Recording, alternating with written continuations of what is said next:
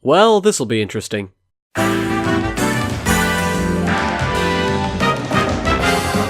The time has come again where every countdown maker gathers round and tells their tales of the greatest games that they've experienced over the past 365 days. Or at least I would be saying that if I wasn't a lazy bastard. I originally intended to release this near the end of 2018, as most countdowns like this are, but personal stuff got in the way, and the lack of time on my hands like I used to have has complicated my video making efforts a bit. Maybe it's a bit of a sunk cost fallacy, but I figured that since I wasn't going to meet the deadline anyway, that I should take my time a bit more, and hopefully I'll still have this out within January. Oh. Well, April isn't so bad, I suppose. At the time of recording this, at least, that's still feasible. I guess we'll see how long editing takes. I wanted to shake up this list a little bit by including games from both this past year as well as 2017, partially because there were a lot of great games in 2017 that I never got the chance to talk about because I'm lazy, and partially because I just don't play enough games to make this a top 10 based on 2018 alone. And top 5s for this kind of topic are just sad. Not a whole lot has changed since 2016. Our Cheeto-in-Chief is still at the helm, the meme economy is still stable, and I managed to slog my way through my freshman and sophomore years of high school. And now here I am getting my ass kicked by AP classes and extracurriculars. Final exams also got in the way throughout January, and school hasn't even really slowed down after that, so making videos is a bit difficult. Though remarkably, I've actually been more productive and on top of my responsibilities than in years past, and I'm fairly satisfied with where I am and how I've turned my lazy ass around. Or at least that's how I felt around October when I first started drafting this script. Now I've fallen into an unstable roller coaster of sometimes feeling competent and in control of my life, and sometimes feeling like everything is falling apart at the seams and feeling too weak and inadequate to do anything about it. But at least as of this moment, I'm somewhat comfortable with where I am right now, and I think I can at least be proud that I'm finally making an effort to be more proactive and do things with my life. Now if only I had time to play more video games. On the subject of gaming, 2017 and 2018 were both some pretty fantastic years for the medium, with 2017 marking the Nintendo Switch bursting onto the scene, and its momentum hasn't slowed down that much since. And even outside of the Switch, there were some pretty groundbreaking titles released over the course of the past 2 years. Unfortunately, I still haven't made much headway into playing games outside of Nintendo, but hey, it's my life and I'll do what I want. As a sad result of this, however, I'm probably going to be omitting a lot of good, popular games that most normal people have played due to the fact that I take way too long to play video games and didn't own a non-Nintendo console until this past Christmas. I've been working on Red Dead 2, Spider-Man, and Horizon Zero Dawn, but it's a little too late to try and fit them in here, especially since I haven't played them too much. I'll get there eventually.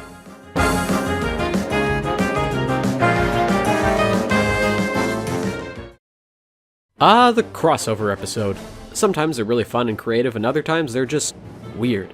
So I think it was understandable to approach Mario plus Rabbids Kingdom Battle with a bit of trepidation because you can never really be sure with Nintendo.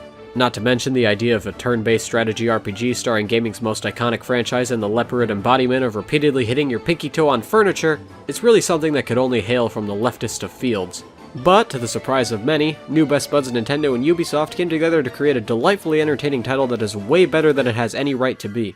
The gameplay in Kingdom Battle can get significantly more complex than its overall kiddie exterior might indicate. The battles mostly revolve around utilizing the environment and movement around the map to take out your enemies. However, the numerous different weapon types, the different movement options each character has, and the utilization of the battlefield itself can make things a lot more interesting. Finding the most effective way to navigate the battlefield and the various types of enemies, especially the chasers, I hate those fuckers, can force you to get inventive and carefully plan out every action you take. All that, combined with each character's massive skill trees and weapon options that you can use to power up and modify your party, makes for some pretty creative and fleshed out gameplay overall. Did I mention the Mario characters shoot guns in this game? It may look like baby's first XCOM at first glance, but Kingdom Battle, on top of the insanely deep and fleshed out core mechanics I just mentioned, can actually get pretty damn difficult at times. Between the special conditions and win criteria placed upon certain battles, the design of certain maps, and the enemies just being really damn strong, you might find that easy mode button to be particularly enticing. This game also oozes charm at every corner. It stays pretty faithful to the Mario source material in many regards, but between its creative world as well as its story, dialogue, and character interactions, the results of the clash between these two incredibly different IPs is a sight to behold. It's nothing too impressive compared to, say, the Mario and Luigi series, but it's a little breath of fresh air from that grueling as fuck main campaign. While I'll readily admit it's not off the charts amazing and definitely not without its flaws, Mario plus Rabbids is still a fun, quirky little title packed with plenty of content, depth, charm, and creativity that is well worth the money. Still doesn't change my opinion on the Rabbids, though. Too many terrifying childhood memories of watching Nickelodeon in inopportune times.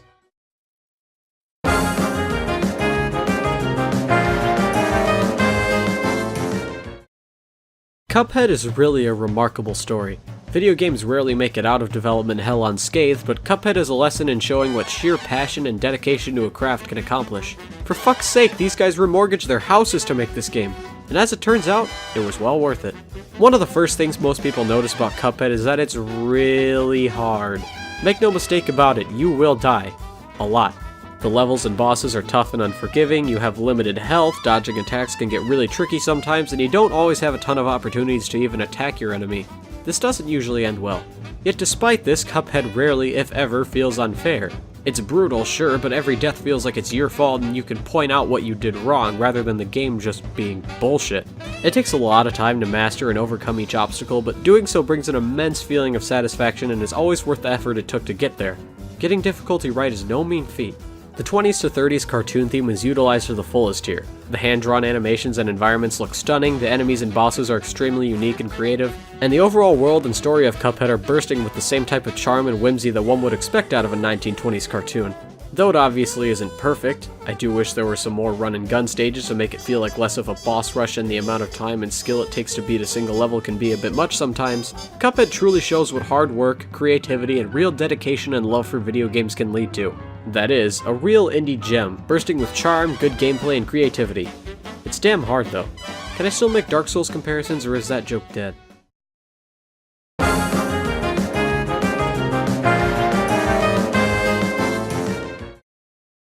Generally, a video game remake is a great opportunity to, well, remake an old game. To have a second attempt to expand and refine an acclaimed fan favorite, or a lackluster title that fell short of its potential.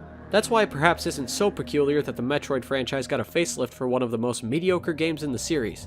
Now, including a remake on a list like this could be considered cheating, seeing how it's not technically an original title, more so just a makeover of a game that was released almost 30 years ago, but considering just how dramatically different it is from the original, and the fact that I haven't played Metroid 2 before, I think I can get away with it. The classic 2D Metroid formula has always lent itself to a more open and unfettered playstyle. Limited as my experience with these games may be, based on my time with this entry in the series as well as Super Metroid, I don't think it's too controversial to say that the real meat of the gameplay comes from exploration and the satisfaction of discovering new areas, power-ups, and means of progression all by yourself. That's not to disregard the combat and the various abilities you can utilize to take out any aliens or other monsters that may stand in your way.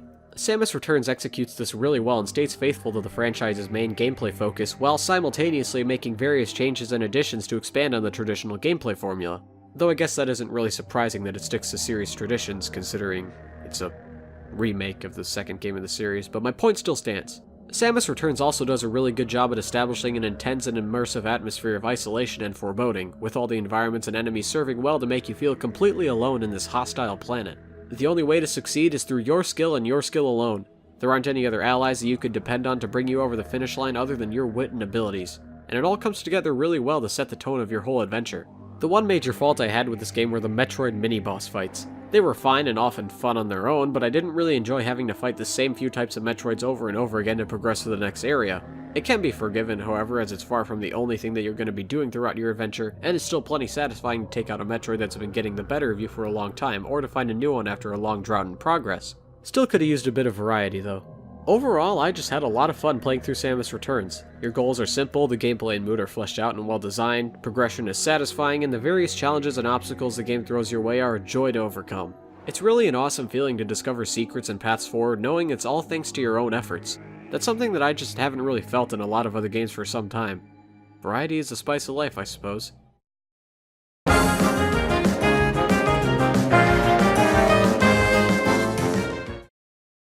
On the subject of remakes, the Pokemon franchise has become rather notorious for this very practice. The series had already seen 3 direct remakes of old games by mid-2018, and though these remakes are generally very good, I think a lot of people pin their hopes on a brand new original entry into the series on Nintendo's new console.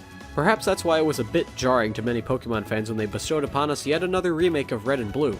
Now, granted, I am one of the few sick freaks that actually did kinda want another Gen 1 remake with all the changes and more refined mechanics that have been introduced since Gen 3, but it is understandable that, at least in my circle of friends, a lot of people were not super interested in Pokemon Let's Go leading up to release. But in my experience, I found that, though it is obviously more watered down and kiddie than usual, beneath the surface is another fairly normal Pokemon game with all the great features and gameplay that the series has been known for quite some time. That comes with a big asterisk, however, as there were most certainly several rather unsavory changes. Capturing Pokemon is a little different, and though I don't mind it that much in and of itself, doing it on the TV is a nightmare as the motion controls are imprecise and the Pokemon never stay in the damn ball. No wonder they give you so many Pokeballs.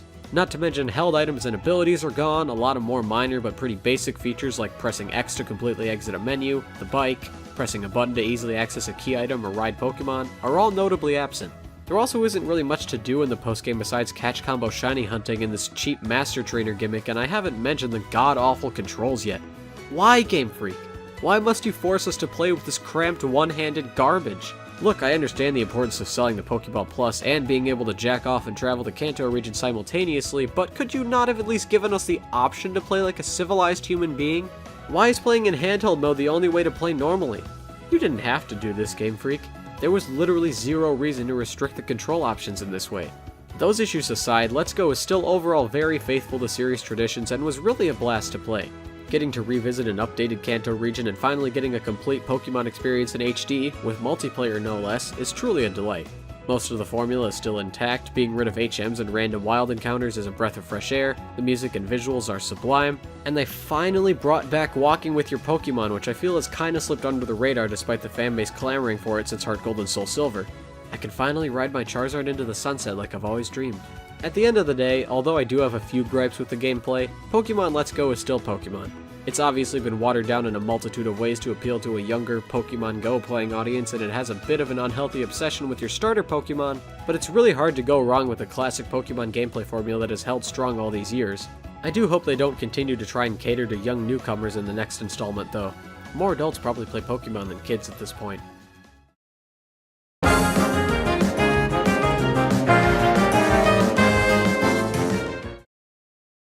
It might not be the most creative thing to put two Pokemon games back to back on a list like this, but hey, it's my video and I can do what I want.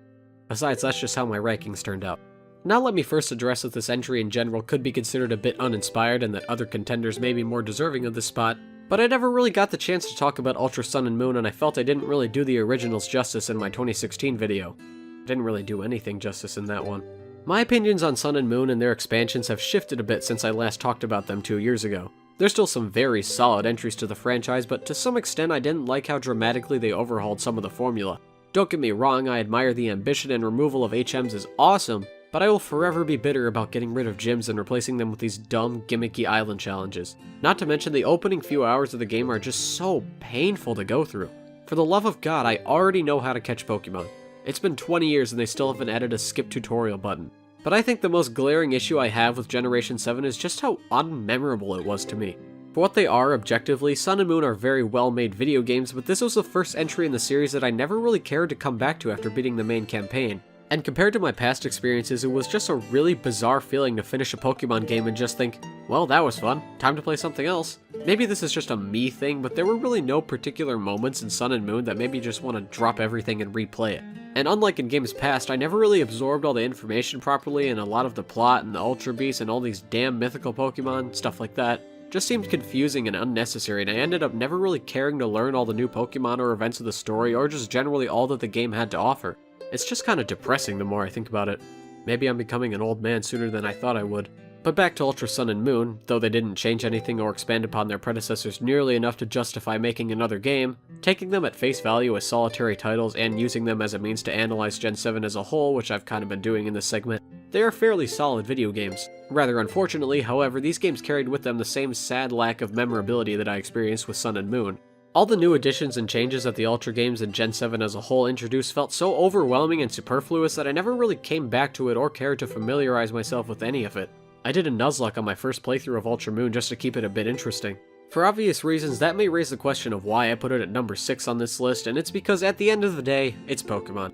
It's a little different, or at least it felt that way to me, from the entries of the last 6 generations, but I can still at least appreciate the care and ambition that went into trying to overhaul the franchise and make big strides in the series formula. Ultra Sun and Moon may not be too personally impactful to me, and it's probably not really worth the money if you already played the original Sun and Moon, but at face value, these games and their forerunners are still solid, innovative entries to the franchise that many other longtime fans loved and appreciated, even if I didn't that much. My only hope is that my lack of caring was for this particular game and not me becoming overall disenchanted with the franchise that I've loved for so long. I just want to enjoy Pokemon like I always have. Is that so much to ask?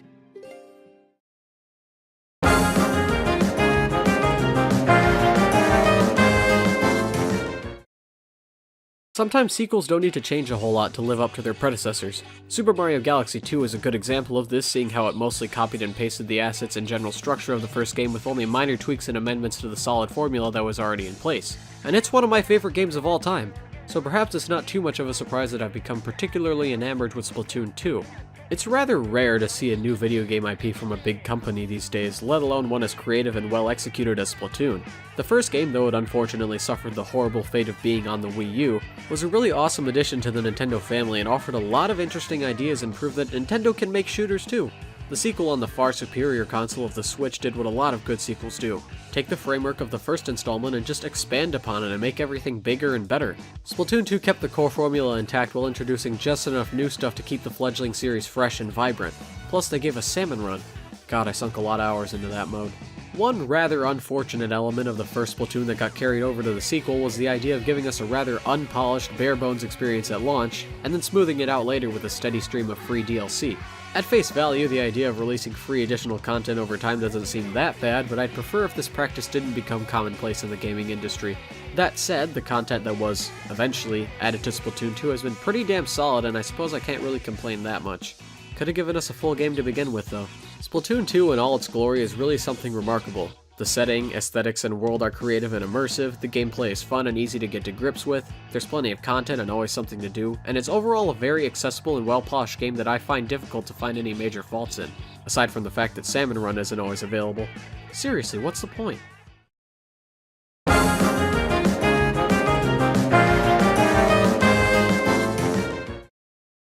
The platformer genre doesn't generally lend itself to sweeping innovations and massive diversity in its games. For the most part, you kinda know what to expect when you boot up a new 2D Mario or what have you. But a little can go a long way. The world of Celeste hooked me in almost instantly. It really doesn't waste time with mind-numbing tutorials or exorbitant exposition. It gives you just enough time to get to grips with the controls and gameplay and a singular goal: reach the top of that mountain. Then you're on your own. You'll be fed bits and pieces of the plot along the way that'll quickly reveal a story that is remarkably sophisticated for a platformer. Of course, a lot of this would be a moot point without the gameplay, but luckily Celeste offers an abundance of good gameplay and awesome level design. The dash mechanic is such a welcome addition to an ordinarily formulaic genre. The additional range of movement allows for so many more different ways of navigating a level, all of which are insanely well designed and fit the gameplay incredibly well. The gameplay feels fast-paced, clearing rooms is satisfying, and you respawn instantly after death without losing any progress. Celeste constantly introduces new obstacles and puzzles that force you to think carefully of how to navigate the level. There's a clear difficulty curve as you progress forward, and the game never feels unfair. It's plenty difficult, sure, but your success or failure is dependent on your skill and your skill alone. It always felt satisfying to overcome new challenges, and no death has ever made me want to quit in frustration. And this is coming from a guy who has very little patience for difficult video games. Of course, I can't neglect to mention how the gameplay also perfectly weaves in with a simple yet profound narrative. Proper level structure and the meticulous use of various thematic elements harmonize incredibly well with a moving tale of self-betterment and overcoming personal demons. Imagine if Mario games had plots like this. Celeste stands out to me because it was clearly a labor of both love and a few dashes of genius. It manages to take a relatively simple concept and make something grandiose and truly special out of it, and it has a sense of heart and artistry that I haven't really seen in many other games. It's a masterpiece in every sense of the word.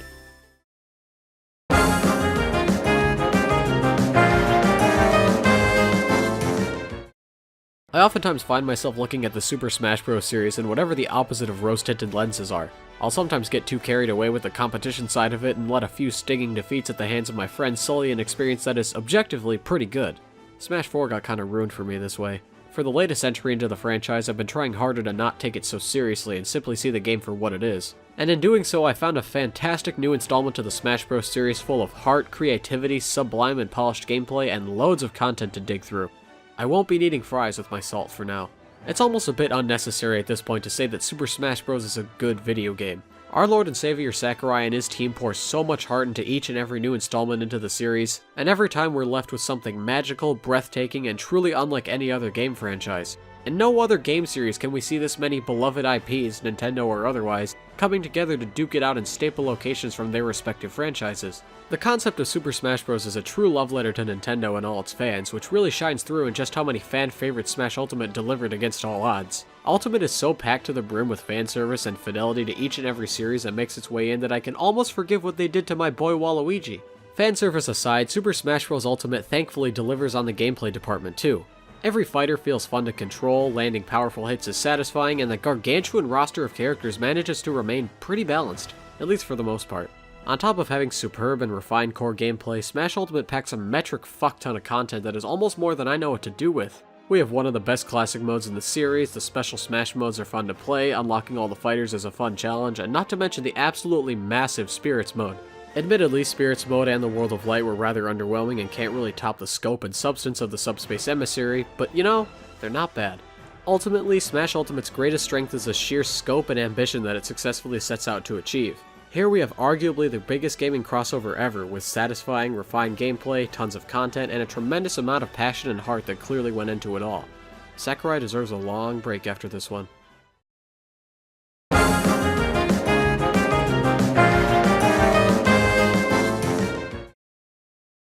Nintendo changed in 2017. For years, the Wii U struggled, they had floundered and continued to come off as tone-deaf to what the dedicated fanbase wanted. They didn't seem to know what they wanted to be or do.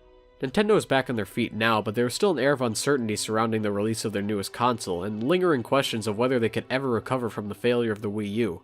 But in that fleeting moment following the Switch's release, there was hope. The Legend of Zelda Breath of the Wild is incredible. It perfectly encapsulates the sense of ambition, pride, and optimism that surrounded Nintendo in early 2017.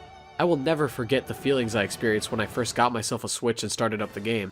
Playing Breath of the Wild for the first time felt so new and unfamiliar, yet incredibly natural and compelling. Breath of the Wild was a dramatic and innovative leap forward for the Zelda franchise. Zelda games had always been fairly open world and had an adventurous spirit to them, but nothing like this. Seriously, the amount of freedom and autonomy you get in this game cannot be understated. You get a short opening segment, a bit of exposition, and then you're on your own. You can traverse the absolutely massive overworld entirely at your own pace, and the various new mechanics such as cooking, climbing, and the revamped combat system provide a completely natural sense of growth and progression throughout your journey through Hyrule. They also replace the traditional dungeon format with tons of mini-dungeons, each containing its own unique puzzle or challenge and rewards to make it worthwhile, primarily in the form of spirit orbs that you can use to upgrade your health and stamina. There also exist 4 main larger dungeons that involve manipulation of the dungeon itself to solve puzzles rather than revolving around a particular item or mechanic. All that aside, Breath of the Wild is just plain fun. The land of Hyrule feels alive and packed to the brim with stuff to do. You'll almost always find something of interest no matter where you travel. Finding new shrines, items, and areas, completing quests, and fighting enemies always feels rewarding, and the game is always compelling you to explore new frontiers and discover new things. Every step you take, every new item or weapon you find, every new recipe you make, and every new area you discover is worth the time and effort you put in to get there. Oh, and also it's a lot harder than past games. Good luck with those Lionels. Breath of the Wild is special because not only is it objectively a very good game, but it also represents a turning point of hope and change in a new era of Nintendo where they finally seem to be getting their shit together. The Zelda team took a lot of risks in this game, and they paid off. It's packed to the brim with things to do, has fun, addicting gameplay, numerous refreshing and creative innovations to the series formula, beautiful presentation, and the best part? You can finally jump. It's a masterpiece, I tell you.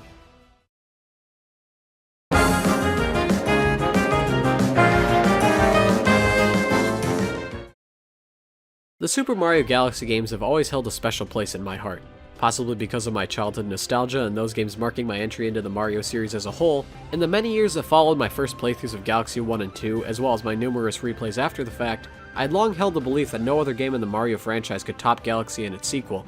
But boy, do we have some competition now. Super Mario Odyssey actually draws a lot of parallels with the Galaxy games, at least through my experiences. One thing I always enjoyed in Galaxy was the additional freedom of movement, almost entirely due to the spin jump, and the ability to bypass or speed up traditional progression of the game if you were good enough. Odyssey takes that to a whole new level. Spinning your cap in midair serves pretty much the same functional purpose that the spin jump had, and pulling off complicated maneuvers to move about the world has never been easier or more thrilling. It really feels like this game was made for speedrunning. Mario has never had the massive range and ability of movement that we see in Odyssey, and he controls incredibly well. To continue with the comparisons to Galaxy, the primary difference between Odyssey and the former is how each game handles level design. Odyssey is far more open world and harkens back to the roots of the series in 64 and Sunshine. It has less worlds than Galaxy's, but they're much grander and more vibrant. The beautiful, creative environments feel fleshed out and alive, far more than just a backdrop for an obstacle course. They do feature those smaller segments of simple platforming challenges and puzzles as well, a nice change of pace sometimes and more reminiscent of games like Galaxy and 3D World. But in essence, each kingdom is a massive playground for you to explore and have fun in, and your progression through the campaign feels natural and gratifying from simply taking in the world and seeing all there is to see. Getting each and every power moon feels satisfying every time, and it's especially rewarding when you discover moons through simply going out of your way and exploring all the nooks and crannies that each kingdom has to offer. Every world in the game has a ton of stuff to do and find, and gathering moons along the way almost feels like the game is recognizing you for just having fun and seeing everything it has to offer. They're also scattered about each world like collectibles of sorts rather than being an end goal of an individual level that kicks you back to the hub world after getting it. The level is the hub world in this game. Collecting moons rarely, if ever, feels like a chore, and it's hard to fully encapsulate the feelings of joy and satisfaction without playing it for yourself. I guess you'll just have to trust me on this one. Of course, I can't neglect to mention the innovative capture mechanic and how dramatically it shakes up the gameplay formula. Being able to control enemies and other characters, and even parts of the environment, allowed the game to get pretty damn creative with puzzle solving and traversal about a level. I do sometimes wish it was a bit more fleshed out and allowed for captures to be used more like power-ups rather than situational means to an end, but hey, you can control a T-Rex in this game, and at the end of the day, isn't that what truly matters? I am the almighty Piplup, and while Breath of the Wild brought about change and a new hope for the future of Nintendo, Super Mario Odyssey capitalized on that momentum and instilled in me a childlike sense of wonder and awe that few other games have been able to achieve. Being able to go on this grandiose new adventure full of stuff to do and sights to see, alongside brilliant innovations to the series formula, sublime level design, beautiful presentation, fan service, and satisfying core gameplay, gives me a strong sense of nostalgia and pure, unadulterated bliss, and I really couldn't ask for anything more. Some DLC would be nice, though.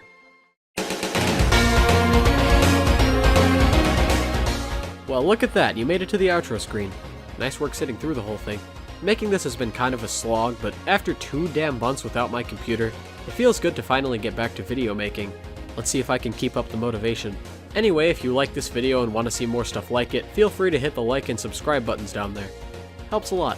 If you want to see some other countdowns that I've made, click on that top playlist. Brendan and I also recently started a new Let's Play, this time a co-op Nuzlocke of Pokemon Let's Go, which you can see by clicking on the bottom playlist. I also recently made a video unveiling my Pokemarathon I'm attempting, and outlining my thoughts on the Pokemon Sword and Shield reveal.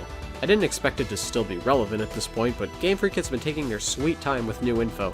Pokemon Red and Blue review is next on the list. Take care, everyone.